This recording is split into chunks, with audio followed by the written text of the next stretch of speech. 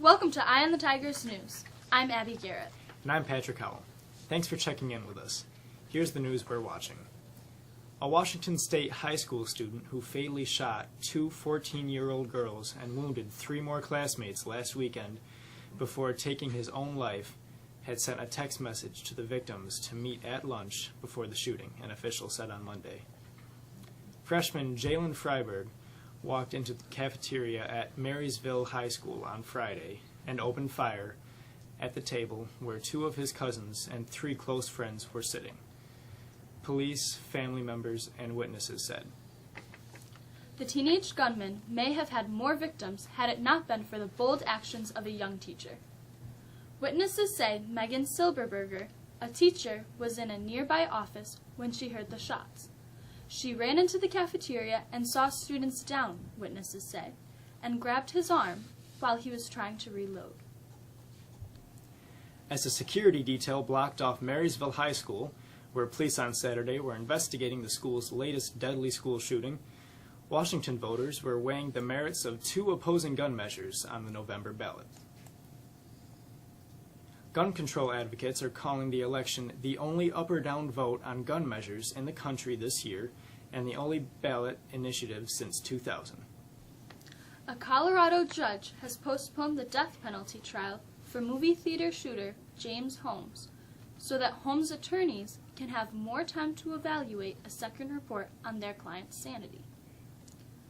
The judge wrote in a Monday ruling that jury selection will start January 20th. It had been set for December 8th. The new schedule gives Holmes' attorney time to analyze the second sanity exam and prepare for trial. Jury selection could take months, with opening statements to begin in early June. Prosecutors on Monday demanded the death penalty for the captain of the South Korean ferry that sank in April, killing 304 people, most of them teenage students, the country's worst peacetime disaster in decades. In their final argument before a court verdict, expected November 11th, the prosecutors said that the 15 crew members of the 6,825-ton ferry knew that their ship was sinking and that the passengers were waiting inside after repeated instructions for them to stay put. The BP oil spill left an oily, quote-unquote, bathtub ring on the sea floor that's about the size of Rhode Island, new research shows. The study estimates that about 10 million gallons of oil coagulated on the floor of the Gulf of Mexico around the damaged Deepwater Horizon's oil rig. Mexico students will spend this week listening to important nutritional information during their PE classes. The presentations are part of the district's commitment to improving fitness and nutrition and are part of the PEP grant, according to the program's coordinator, Andy Chamberlain. On the nutrition aspect of the PEP grant, to be more specific, we're trying to teach the kids how to properly eat, and not only eat, but add more fruits and vegetables to their diet. It's important because of our low count for vegetable and fruit intake. Oswego County has one of the highest rates for obesity in all the counties. So being able to improve our kids' nutritional intake education, hopefully we'll see a change as we move forward through the years. Similar curriculum work will be taking place in the district's 3 elementary schools. Police in Northern California say a man robbed a gas station only to return hours later to give the money back and apologize. 23-year-old Kyle Warren Abbott Jr. told officers he needed cash to leave town for a fresh start, but then realized his mistake. Abbott first entered the gas station demanding cash with what the clerk believed was a semi-automatic handgun. He says the clerk gave Abbott some cash, and Abbott left, also taking 2 bottles of beer, but returned 3 hours later giving back most of the cash and saying he was sorry. What a nice looking day today. Just beautiful. But there is an evil lurking in the form of a cold and wet forecast and the dreaded 4-letter word. With the details, here's Jacob Frazier.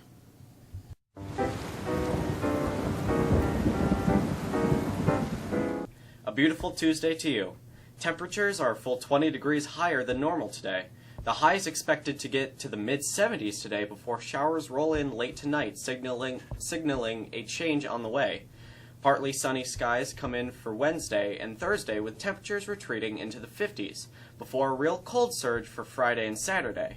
And we shouldn't be surprised to see, wait for it, snow. There's a chance temperatures could be cold enough for some flurries overnight this weekend. And now it begins. The World Series heads to Game 6 tonight. With that and other news in sports, here's Shannon Corey.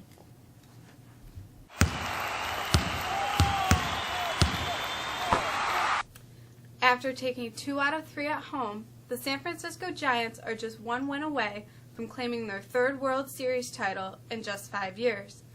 The Giants shut out the Royals 5-0 in Game 5 on Sunday. Now they'll have to win on the road. Game 6 is on for tonight in Kansas City. Colt McCoy directed Washington to Kai Forbath's 40-yard field goal in overtime, and Dallas was unable to answer after Tony Romo came back from an injury to his surgical repaired back, sending the Redskins to a 2017 victory on Monday night that snapped the Cowboys' 6-game winning streak. And congratulations to Mexico's senior Hannah Bittner, who finished 5th at the OHSL diving meet last weekend. She'll dive at this weekend's Section 3 meet with a hope of advancing to the state championships. Speaking of state championships, senior Jacob Zedek heads to VVS this coming weekend to compete in the Section 3 cross-country meet. Zedek has consistently been one of the top runners in Central New York this season. With a look at our calendar, we look to Emma.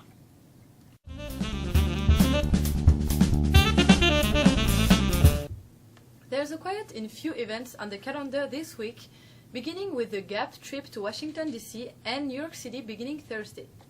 Of course, Halloween is Friday. Students are invited to take part by wearing appropriate costumes.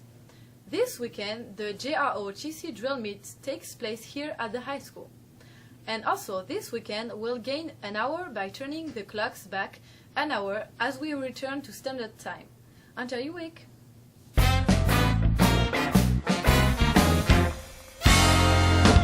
This day in history, in 1836, Harvard University was founded. On October 28, 1886, the Statue of Liberty, a gift from the people of France, was dedicated in New York Harbor by President Grover Cleveland. In 1919, Congress enacted the Volstead Act, which provided for enforcement of prohibition over President Woodrow Wilson's veto.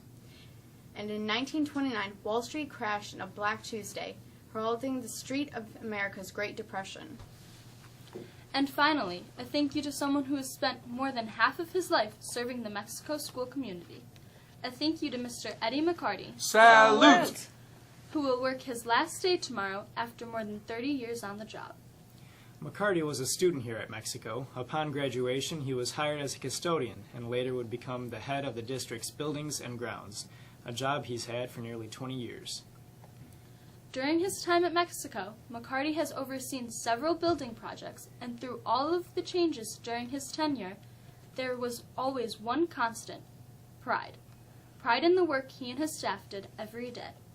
For that reason, and that reason alone, the buildings and grounds in this district are among the best kept and most beautiful in all of Central New York. Thanks, Mr. McCarty. Thanks for everything. That's all for us. Thanks for joining us, and we'll see you on Wednesday afternoon. For the staff of Eye on the Tiger News, I'm Patrick Howell. And I'm Abby Garrett. Have a great day.